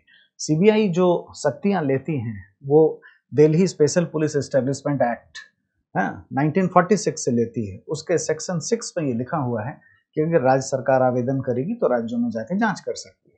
अब सीबीआई जांच करने चली गई। उस समय बिहार के चीफ मिनिस्टर नीतीश कुमार जी होते थे, उन्होंने बुलाया, जाके जांच करने लगी। ये विवाद हुआ तो सुप्रीम कोर्ट में केस गया, फिर जुरिस्डिक्शन के बारे में तय किया गया। तो पहले तो ये क्लियर हो जाए आपकी, ये कोई ऐसा नया नहीं है या कुछ ऐसी बात नहीं, हम लोग ऑलरेडी मेंस में पढ़ चुके हैं, पढ़ाते ही हैं। और ये सब चीज देखिए, पुलिसिंग के जो एडमिनिस्ट्रेटिव चीज है, इस पे यूपीएससी ने पहले भी क्वेश्चन पूछा हुआ है। अगर आप देखेंगे, हमने डिस्कस किया था एग्जाम के ठीक पहले, तो पुलिस कस्टडी है ना, और जुडिशियल कस्टडी, मतलब आर्टिकल 22 और आर्टिकल 20 के कॉन्टेक्स्ट में ये सब पूछ चुकी है। फरलो, पेरोल पे कैसे छोड़ते हैं, क्या होता है, तो ये सब एक सामान्य सी बात है, ये घबराहट वाली बात नहीं। मैं कह रहा हूं आप इस पर हाथ रख दो, भूल जाओ, भारतीय बीएनएस भूल जाओ। अगर सिर्फ ये 0 एफआईआर के कॉन्सेप्ट्स को अगर अपना विजडम से भी करोगे तो हो जाएगा। अगर आप पहले से पढ़ते रहे हो, पूरे तरीके से बात करते हो, जैसे सीबीआई कहीं सिलेबस में नहीं लिखा है, बट देखिए क्वेश्चन आया हुआ है 2021 में, सुशांत सिंह राजपूत केस से ये फेमस हो गया था। और मैंने पहले भी कहा था, जिस पर होगा चर्चा उस पर बनेगा पर्चा, तो पर्चा बना था 2021 में। सीबीआई पर सब क्वेश्चन पूछा हुआ है और एफआईआर के रजिस्ट्रेशन पर ही बात हो रही है, दो राज्य आपस में विवाद कर रहे हैं, और 2020 का केस भी है, तो ये कोई नई बात नहीं है। अब क्वेश्चन पे आते हैं, क्वेश्चन क्या कह रहा है। 0 एफआईआर किसी भी पुलिस स्टेशन में दर्ज कराई जा सकती है, भले ही संज्ञेय ऑब्लिक असंज्ञेय अपराध किए जाने का स्थान उस पुलिस स्टेशन की क्षेत्रीय अधिकारिता से बाहर हो। अब देखिए यहाँ पे एक हुक डाल दिया है तंग करने के लिए। पहले तो ये समझना है हम लोग को कि ये जो एफआईआर है, ये पहले भी जो रजिस्टर होता था, यानी मैं कह रहा हूँ सीआरपीसी, क्रिमिनल प्रोसीजर कोड 154 से, या आज BNSS 173 से जो होता है, तो ये कब होता है, कॉग्निजेबल ऑफेंस में, संज्ञेय अपराध में ही एफआईआर मस्ट है। और ये सुप्रीम कोर्ट यहाँ पे बोल भी चुकी है रिया Chakraborty versus state of Bihar के केस में, कि जब भी कॉग्निजेबल ऑफेंस है तो एफआईआर होगा, ईदर एफआईआर और 0 एफआईआर। एफआईआर की बात ही इसी से होती है। अब यहाँ पे कुछ बच्चा कंफ्यूज हो सकता है, खास करके जो थोड़े से लॉ के स्टूडेंट होंगे वो कंफ्यूज हो सकते हैं। ये ऑब्लिक दे के असंज्ञेय लिखा हुआ है, अगर ये लिखा होता संज्ञेय एंड एवं असंज्ञेय तो स्टेटमेंट गलत हो जाता है, लेकिन ऑब्लिक है यानी ये या ये तो सही है, संज्ञेय के लिए तो होता ही है, तो ये स्टेटमेंट अपने आप में सही हो गया। कई लोग उसको गलत मान सकते हैं, हमने बताया क्यों, उनको इससे कंफ्यूजन होगी। नॉन कॉग्निजेबल एफआईआर ही होता है माय डियर कॉग्निजेबल में, नॉन कॉग्निजेबल का तो क्वेश्चन, उसमें इंक्वायरी होती है, and there is a difference between inquiry and investigation. FIR से इन्वेस्टिगेशन शुरू होता है, ठीक है, ये बात रही। और ये भी मैटर यहाँ पे आया हुआ था, जैसे महाराष्ट्र पुलिस ने एफआईआर नहीं किया था, इंक्वायरी कर रही थी। जब ये बात सामने आई तब जाके फिर एफआईआर रजिस्टर्ड हुई और सीबीआई ने भी ये किया। अब दूसरा स्टेटमेंट, तो पहला बिल्कुल ठीक है स्टेटमेंट, किसी पुलिस स्टेशन जहां 0 एफआईआर दर्ज की गई हो वहां के प्रभारी अधिकारी सक्षम प्राधिकारी की अनुमति से प्राथमिक अन्वेषण आरंभ कर सकता है। हर केस में नहीं हो सकता है, इसमें एक जनरल तरीके से लिख दिया गया कि यूनिफॉर्मली ऐसा होगा, ऐसा नहीं है। ये देखिए 173 के सेक्शन 3 में सब सेक्शन 3 में सेक्शन 173 है BNSS का, है ना, भारतीय नागरिक सुरक्षा संहिता की धारा 133 और 3 में अगर मान लीजिए कोई ऐसा केस है जिसमें 3 से 7 साल का, है ना, सजा देने का है, तो deputy superintendent of police rank का कोई अधिकारी प्रायर के किसी अप्रोप्रिएट अथॉरिटी के, है ना, होने से कुछ इन्वेस्टिगेशन कर सकता है, लेकिन ऐसा इन जनरल नहीं हो सकता, इसलिए ये स्टेटमेंट गलत हो गया। अब आइए दूसरा, 0 एफआईआर के अंतर्गत सूचना देने वाले अनिवार्य है कि वह सूचना इलेक्ट्रॉनिक रूप में दे। ये कोई जरूरी नहीं है, आप कागजी तौर पे भी दे सकते हैं, आप ओरली भी बोल सकते हैं, और ये सभी इस धारा में लिखा हुआ भी है। आप कैसे भी ओरली भी करा सकते हैं, इसमें मेंशन्ड है ऑलरेडी 173 अगर पढ़ें। मैं कह रहा हूँ कि कभी नहीं पढ़ने की जरूरत है, दिमाग ठीक रखने की जरूरत है, बस अपना विजडम, बुद्धिमता और सही तरीके से प्रशासनिक सोच डेवलप कब होता है, जब हम ठीक से पढ़ लें, जब थोड़ा मेंस की भी तैयारी करें, मेंस कम प्रीलिम्स की तैयारी करेंगे, सब अपने आप हो जाएगा। अब मैं कह रहा हूँ जो मेंस का बच्चा है, दृष्टि आईएएस में हम लोग पॉलिटी गवर्नेंस सब पढ़ाते हैं, बड़ा एग्जॉस्टिव तरीके से पढ़ाते हैं, डिटेल से, जो भी सीबीआई पढ़ा है वो आराम से क्रैक कर लेगा, जिसने भी ये देखा हुआ है। अब कितना ही कोई लॉ थोड़ी पढ़ने जाएगा, इम्प्रैक्टिकल बात करनी ही नहीं चाहिए, वो संभव नहीं है कि कोई criminal procedure code, Indian penal code, tort, family law सब पढ़ के जाए तो बड़ा वास्ट हो जाएगा, ऐसे तो संभव नहीं है। तो वहां पे हम लोग अपनी बुद्धिमत्ता का प्रयोग करेंगे तो एक आध गलती होते होते भी ज्यादातर सही होने की संभावनाएं दिखाई देगी, तो हमें ये करना चाहिए। इस लिहाज से only 1 is the correct answer, C will be the correct answer. तो अब देखिए फिर ऑर्गेनाइजेशन की बात होने लगी, संगठन पे सवाल पूछे गए हैं। ऐसे सवाल 2025 में भी पूछे गए थे, हमने डिस्कस भी किया था, उसके आंसर में भी कुछ बातें दोनों करूंगा। पहले इनकी बात कर लेते हैं। 3 ऑर्गेनाइजेशन है, आजकल पूछा गया है ऐसा ही, और केंद्रीय आर्थिक आसूचना ब्यूरो के बारे में है, सेंट्रल इकोनॉमिक इंटेलिजेंस ब्यूरो, ये मैच करता है या नहीं करता है देखना है। तो ये कह रहा है कि होम मिनिस्ट्री में है ना, होम मिनिस्ट्री में नहीं है, ये कहाँ है, तो सेंट्रल इकोनॉमिक इंटेलिजेंस ब्यूरो ये राजस्व department of revenue ministry of finance में, यानी कि वित्त मंत्रालय में है, तो ये गलत हो गया। पहला वाला ये बिल्कुल गलत है, ये गृह मंत्रालय में नहीं। पिछले भी क्वेश्चन अगर आप देखोगे हमने रखा हुआ है यहाँ पे भी, तो ये कुछ ऐसा ही पूछे थे, कोई सवाल देखो ये भी गृह मंत्रालय में ऐसा ही बनाए हुए थे, क्वेश्चन रखा हुआ है, आगे पीछे करके इन्होंने पूछ लिया है, तो पहला गलत। दूसरा, ये सीरियस फ्रॉड इन्वेस्टिगेशन ऑफिस, ये कहां पर है, इसको देखिए, सीरियस फ्रॉड इन्वेस्टिगेशन ऑफिस, ये जो कंपनीज एक्ट है इसके तहत जो लोग फ्रॉड करते हैं, 2013 का जो कानून है, कॉर्पोरेट मिनिस्ट्रीज में है, मिनिस्ट्री ऑफ कॉर्पोरेट अफेयर में है, और उसके तहत ये काम करते हैं। ये भी कह रहे हैं वित्त मंत्रालय में, तो सिंपल है, गलत हो गया।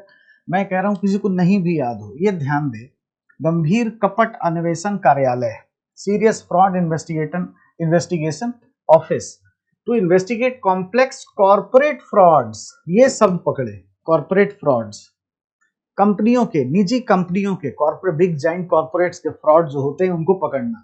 तो हम दिमाग लगाएं कि कॉर्पोरेट के लिए तो कॉर्पोरेट मामलों का मंत्रालय है, ये वित्त मंत्रालय में क्यों होगा, सिंपल है, तो ये भी गलत हो गया, ठीक है। अब दूसरा है सीबीआई, ये तो हम तो क्लास में भी पढ़ाते हैं, मिनिस्ट्री ऑफ पर्सनल में, कार्मिक मंत्रालय में है। अगर ये ऑप्शन में नहीं होता, चूंकि ये मंत्रालय हमेशा प्रधानमंत्री जी के पास होता है, और प्रधानमंत्री जी को जो भी मंत्रालय या विभाग उन्हें सौंपे जाते हैं या एजेंसी, उस पर प्रशासनिक सहायता पीएमओ से दी जाती है, तो ये बिल्कुल ठीक है।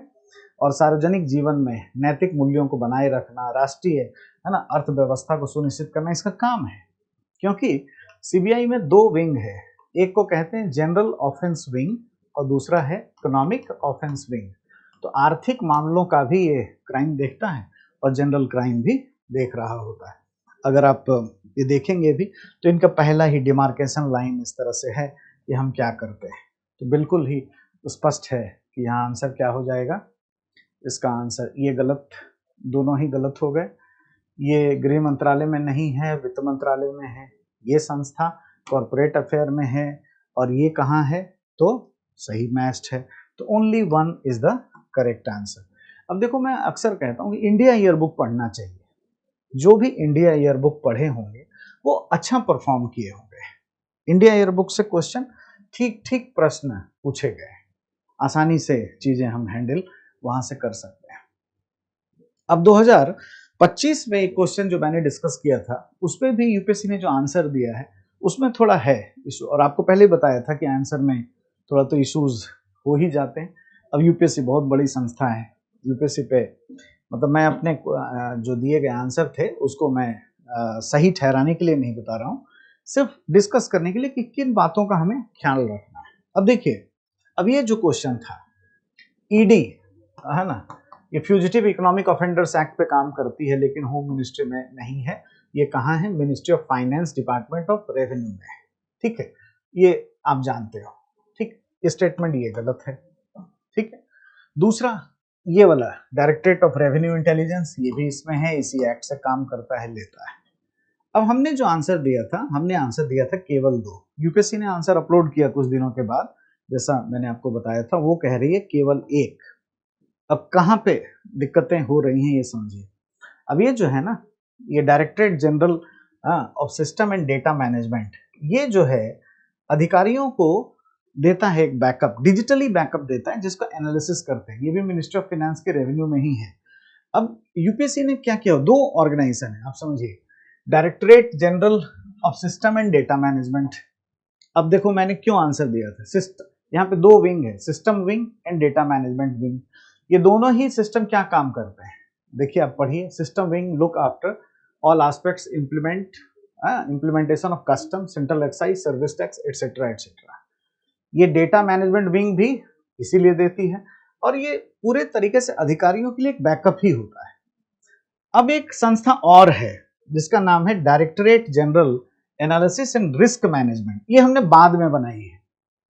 ये संगठन भी जो डेटा देता है इसका भी इस्तेमाल अधिकारीगण करते हैं, और इस संस्था का भी इस्तेमाल अधिकारीगण कर रहे होते हैं।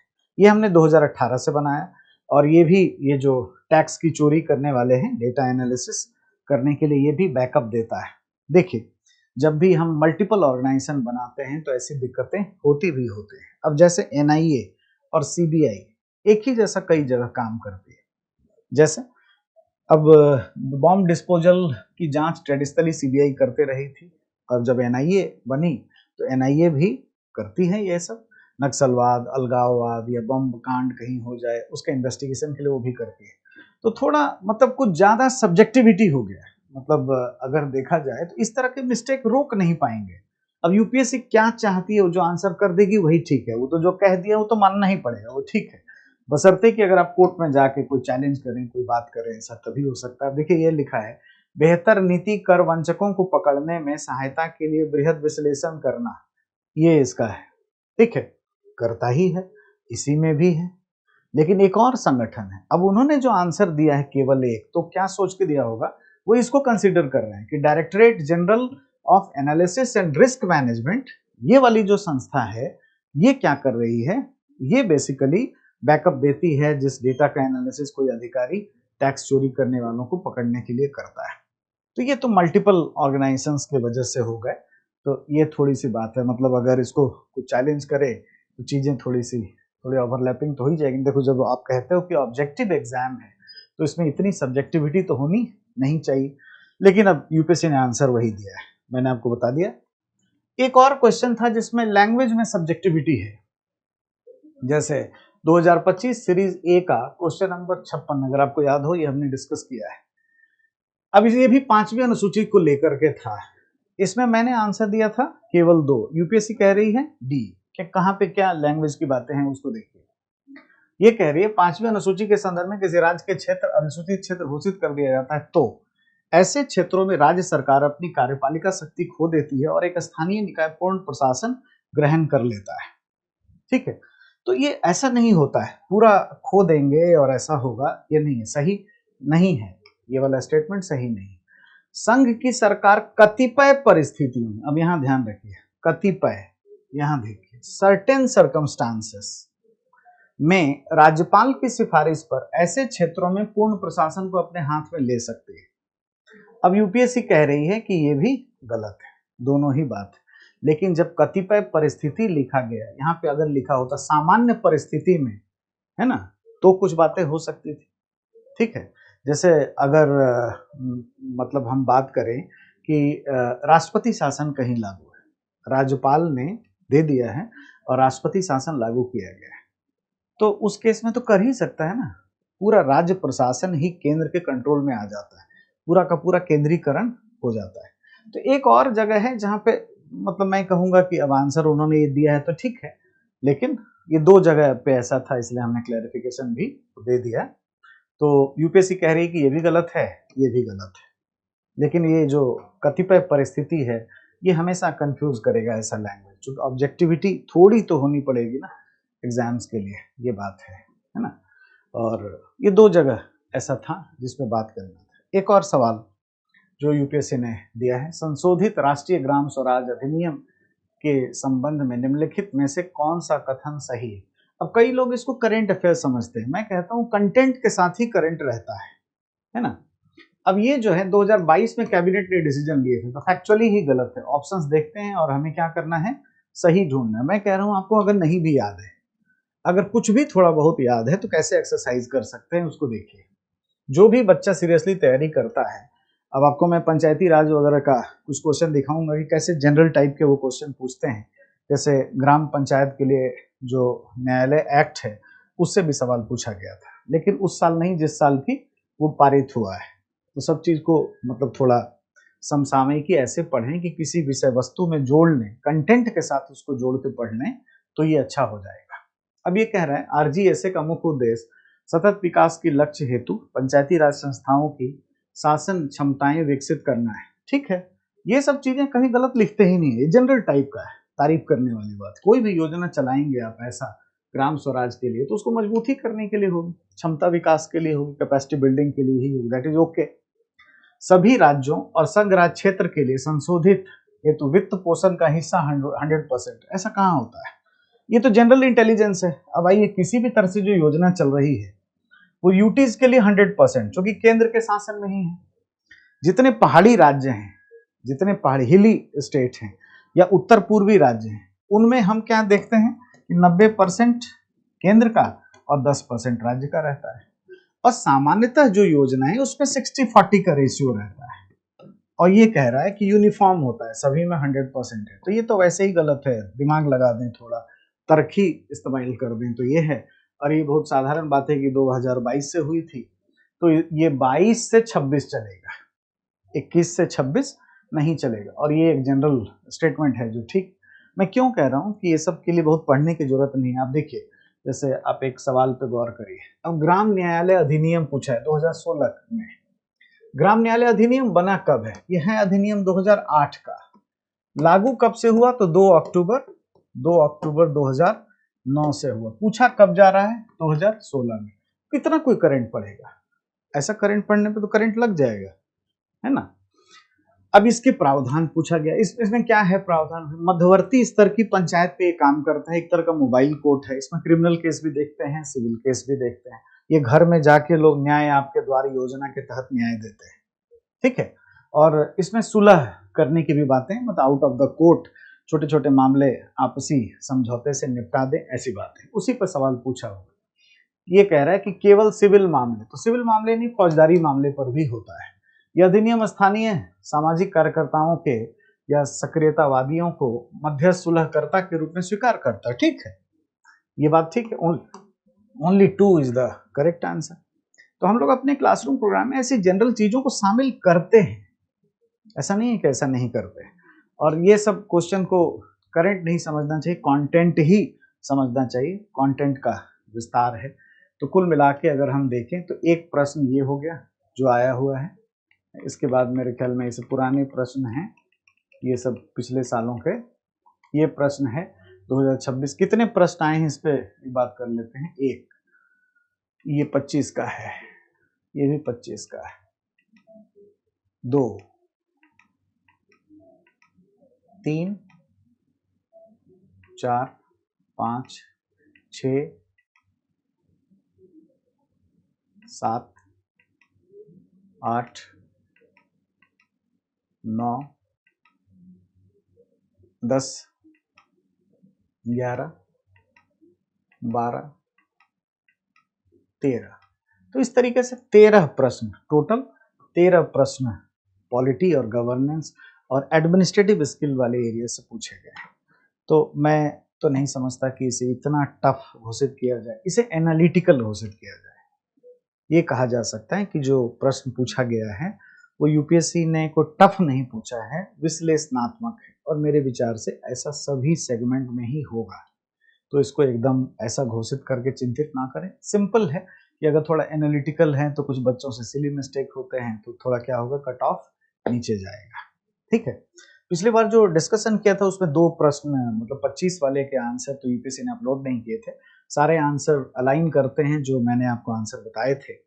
2 जगह पे वो नहीं है, उसका भी हमने रीजन बता दिया कि क्या है कैसा है, और वो उसमें थोड़ी सी सब्जेक्टिविटी है। और अब तो बात खत्म हो गई। इस बार अब यूपीएससी ने कहा है कि हम प्रोविजनल आंसर देंगे, और उस पर जो बच्चे कुछ क्लेम करेंगे, क्लेम भेज भी सकते हैं। अब पिछली बात तो जो समय बीत गया, तो जो बीत गई सो बात गई, आगे सब अच्छा हो, यही देखना है। तो आप मतलब बहुत चिंता में ना जाकर तैयारी अपना फिर से जल्दी ही शुरू कर दीजिए। एक प्रश्न जो लोकसभा स्पीकर वाला मैं डिस्कस कर रहा था, उसमें मैंने टीम को बोल दिया था, उसमें जो मैटर था कि 3 बार आया है या 4 बार, तो मैं बेसिकली ये बताया था 3 बार। वो बात बिल्कुल ठीक थी। उसमें स्लाइड पे एक जगह मिस्टेक था, वो भी हमने ठीक करवा दिया था, है ना। वो एक स्पीकर के बारे में एक ही ईयर लिखा हुआ था, मतलब डेट तो ठीक था, ईयर चेंज करा दिया था हमने, है ना। उसके लिए I am sorry on the behalf of my self, लेकिन बाकी चीज़ें ठीक थी। चलिए, आपका भविष्य ऐसा ही खूब आगे बढ़े, ऐसी शुभकामनाओं के साथ। All the best, thank you, नमस्कार। अब एग्जाम की तैयारी को और बेहतर करने के लिए हमारे चैनल को लाइक, शेयर और सब्सक्राइब करना ना भूलें।